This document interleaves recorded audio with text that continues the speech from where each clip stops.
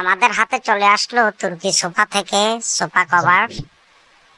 Sofa cover তুর্কি sofa cover থেকে চলে আসলো এটা।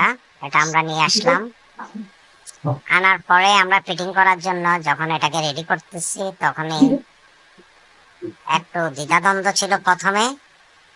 প্রথমে ফিটিংটা ভালোভাবে হচ্ছিল না, দেখা যাচ্ছে লুজ আছে।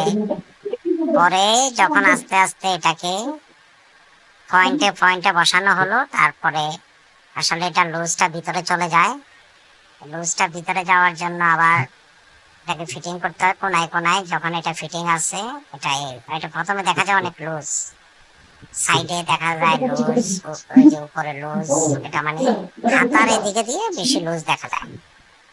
তারপরে একটা একটা ফর্মের স্টিক আছে, ফর্মের স্টিকটাকে দিয়ে ওই লুজটাকে ভিতরে ঢুকাই দিতে হয়। তারপরে আমরা আস্তে আস্তে একে একে দিতে থাকলাম, সাইডে, ওই সাইডে, এই সাইডে, পিছনে। তো অবশ্যই এটার মধ্যে আবার একটা এই কেয়ার লেভেল থাকে, কেয়ার লেভেলটা পিছনে রাখতে হয়। সবসময় আমরা জানি কেয়ার লেভেল পিছনে থাকে বা লেফট সাইডে থাকে। আমাদের যতগুলো জামা কাপড় পরি আমরা সবসময় কেয়ার লেভেলটা থাকে কোথায়? আমাদের ওয়ারিং এর লেফট সাইডে, মানে বাম সাইডে থাকে। আর কভারের এটা দেখলাম যে পিছনে কেয়ার লেভেল থাকে, ওই হিসাবে আমরা এটাকে বসালাম।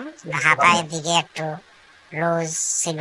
তারপরে যখন আমরা এটাকে লুজটাকে দিয়ে আপনার স্টিকটা সরি ফর্ম দিয়ে দিলাম, ফর্ম দিয়ে দেওয়ার পরে টু সিটের ওটা বসে গেল।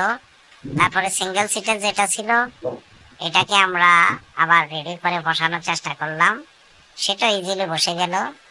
সেটার জন্য অবশ্য ওই যে হাতার এদিকে দিয়ে লুজ দেখা যায়, কিন্তু আসলে লুজটা যখন মনে করেন যে এটা সাইডে ফিট, লুজটাকে দিয়ে দিতে হয় হাতার ভিতরে পিছনের দিকে।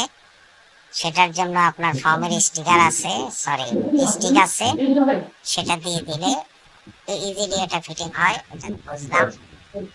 যাই হোক, এই কভারটা অর্ডার করে দেখলাম।